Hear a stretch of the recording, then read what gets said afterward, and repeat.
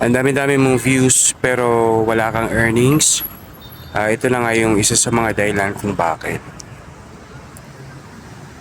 Kung makikita nyo guys, sa mga bago at mga bagong nagre-reels dyan, kahit umawat pa ng millions yung mga views nyo, ito yung dahilan kung bakit wala kang earnings, hindi mo nakikita yung earnings mo.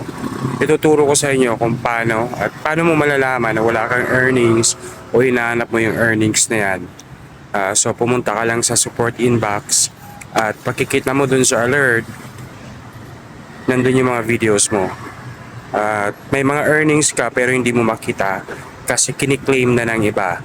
Bakit? Kasi gumagamit ka ng music nila.